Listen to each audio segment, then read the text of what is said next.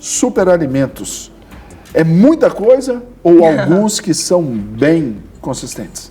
Na verdade, assim, é um termo utilizado para determinar alimentos que têm uma determinada quantidade de nutrientes ditos assim, benéficos à saúde. E esses nutrientes, eles se apresentam numa quantidade maior nesses alimentos do que em outros alimentos.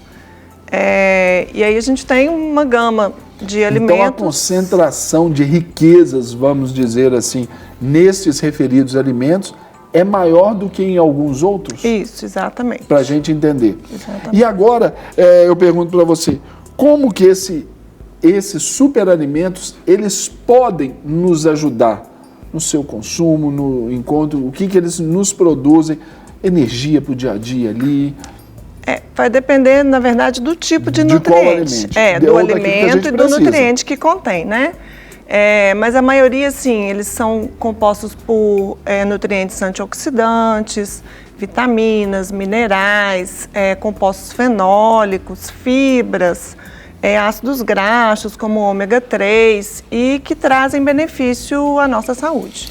A gente tem uma lista assim grande, né, desses superalimentos, né, dentre os quais a gente pode colocar assim, também são considerados tomate, a batata doce, também, que são alimentos que a gente encontra também comumente aí. Os mais comuns são quais desses superalimentos? Os mais comuns que estão assim em moda, né, a gente tem a chia, a quinoa,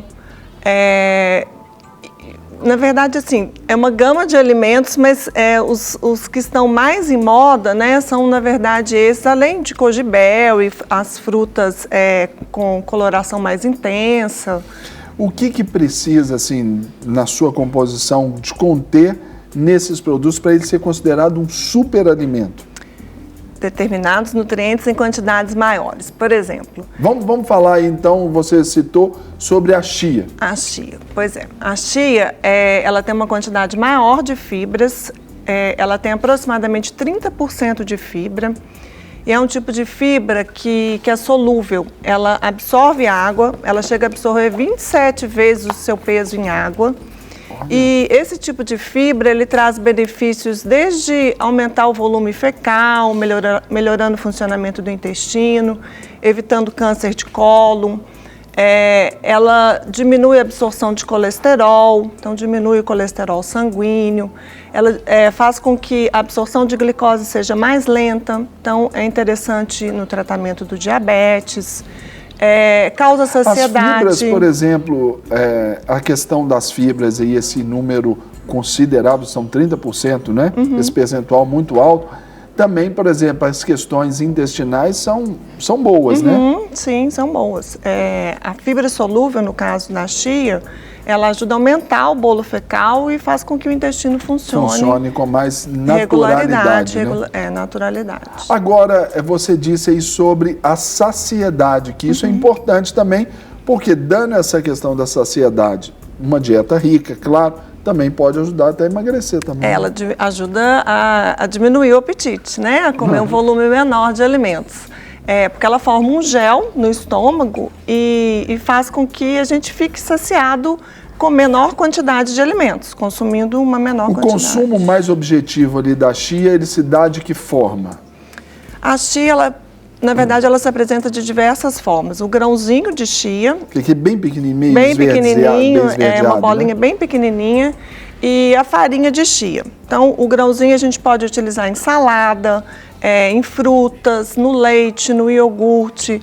E a farinha ela pode ser utilizada para fazer biscoito, para ser utilizada também na manipulação do pão, bolo, e assim aumentando o consumo dessa fibra. Por exemplo, eu vejo assim algumas pessoas do meu trato pessoal, por exemplo, vão tomar um iogurte, por exemplo, na parte da tarde. Aí vão lá, pegam uma colher assim de iogurte, de chia, colocam ali no iogurte. Isso também adianta, funciona bem como um superalimento, ele consumido dessa forma? Sim, claro, funciona assim. Qual que é a indicação de consumo, por exemplo, em porções diárias? Uma colher de sopa de chia, ela tem aproximadamente 5 gramas de fibra. E a recomendação de fibra, ela varia de 20 a 25 gramas por dia. Então, se a gente utilizar uma colher de sopa, são consumidos 5 gramas, mas é interessante o consumo de outros 25. alimentos. Então, mais ou menos umas 5 dentro de uma porção. Mas aí a gente não vai consumir só chia. Só chia, porque as fibras também a gente encontra de outros alimentos. Frutas, verduras, né, outros cereais. É importante essa variedade. E a quinoa? Conta pra gente a quinoa como sendo aí também um super alimento e também hoje já bem conhecido do grande público. A quinoa, ela é chamada de um pseudo-cereal. Ela não é um cereal como o arroz, como o milho, a farinha de trigo, porque ela tem uma grande quantidade de proteína e ela não tem o glúten. Então, ela é interessante para as pessoas, para os celíacos, né, ou os que têm a sensibilidade ao glúten. E por essa grande quantidade de proteína, especialmente por conter o que a gente chama de aminoácidos de alto valor biológico, que o nosso organismo não produz, ela é interessante como um reforço na alimentação para vegetarianos, desnutridos, pessoas com a imunidade mais baixa e para compor toda a alimentação. Ela também tem fibra, a composição em lipídios também é interessante, ela tem uma grande proporção do ácido oleico, que é o mesmo ácido graxo do azeite. Então é interessante ser consumida. A quinoa, ela como que deve ser o consumo dela, de que forma deve ser feito para extrair assim, o máximo dela? Na verdade, ela se apresenta de 3 formas. Na forma de grão, que pode ser utilizado como substituto do arroz, para fazer um tabule, ensalada. Na forma de flocos, que a gente pode utilizar no leite, no iogurte, numa fruta como uma granola, por exemplo. E na forma de farinha. E aí, na forma de farinha, ela pode ser utilizada para fazer um biscoito, fazer bolo, para ajudar na fabricação do pão. E outra que você citou também, que é considerado um superalimento, é o goji berry. Goji berry. Isso. Conta pra gente também as suas propriedades e a sua indicação. Goji berry é uma frutinha, né, chinesa. Então, a gente utiliza ela normalmente bem desidratada, assim, bem né? vermelhinha, é uma cerejinha pequenininha assim, mais ou menos, né? Bem pequenininha, achatadinha, né? E ela é riquíssima em antioxidantes. Então, ela tem muitos antioxidantes que vão desde zinco, vitamina A, E, C, tem muita vitamina C.